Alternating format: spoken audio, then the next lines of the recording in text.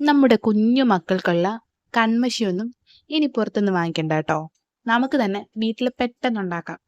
നമ്മുടെ വീട്ടിലൊക്കെ നിൽക്കുന്ന ഞവരയും കറ്റാർവാഴയും തുളസിയിലയും പിന്നെ ഒരു നാരങ്ങ ഉണ്ടെങ്കിൽ കൺമഷിക്കുള്ള സാധനങ്ങൾ സെറ്റ്. ഇതിന്റെ ആദ്യത്തെ സ്റ്റെപ്പായി ഇവന്മാരെ മൂന്നെണ്ണത്തിന് വെള്ളത്തിലിട്ട് നന്നായി ഒന്ന് കഴുകിയെടുക്കാമേ.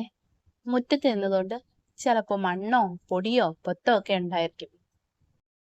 പിന്നെന്താ, ഇവന്മാരെ 3 പേരെയും ഓരോ സെക്ഷനായിട്ട് അങ്ങോട്ട് അരച്ചേക്കണം.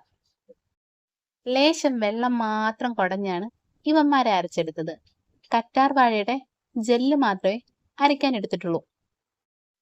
3 എണ്ണത്തിനെയും നല്ല പരുവത്തിൽ അങ്ങ് അരച്ചെടുത്തു കേട്ടോ. ഇതിലേക്ക് ഒരു 2-3 തുള്ളി നാരങ്ങ നീരും ഒഴിച്ചു കൊടുത്തു.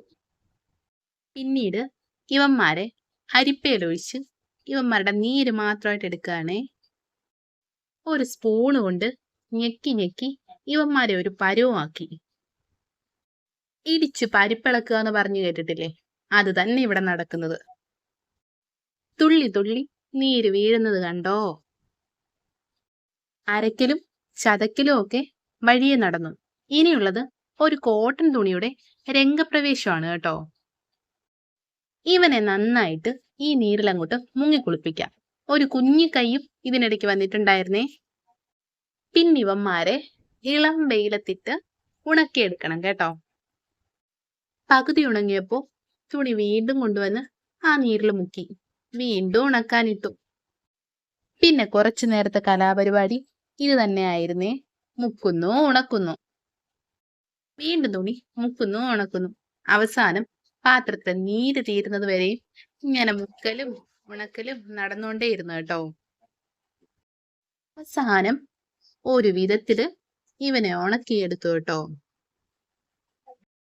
ഇനിയുള്ള കഥ നടക്കുന്നത് ഇങ്ങ് പെരയ്ക്കകത്താണേ. നിലവിളക്കിലേക്ക് കുറച്ച് നല്ലെണ്ണ ഒഴിച്ചു കൊടുത്തു.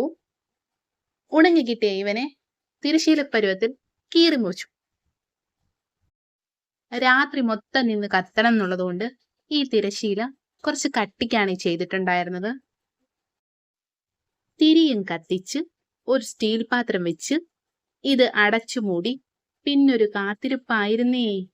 അമ്പമ്പോ, തിരശീല മുഴുവൻ കത്തി തീർന്ന് ഈ കോലം ഇപ്പൊ എങ്ങനെയുണ്ട്? നന്നായിട്ടുണ്ടോ? ഒരു പ്ലാവല കൊണ്ട് നീക്കി ഈ കരിപ്പൊടിയൊക്കെ എടുക്കുന്നുണ്ടേ. കുറച്ചധികം കരിപ്പൊടി കിട്ടിയിട്ടുണ്ടായിരുന്നേ. ഇത് നമുക്ക് ആവശ്യത്തിന് എടുത്ത് 1-2 തുള്ളി വെളിച്ചെണ്ണ ഒഴിച്ച് നമ്മുടെ ആവശ്യത്തിന് കൺമഷി ഉണ്ടാക്കാം കേട്ടോ.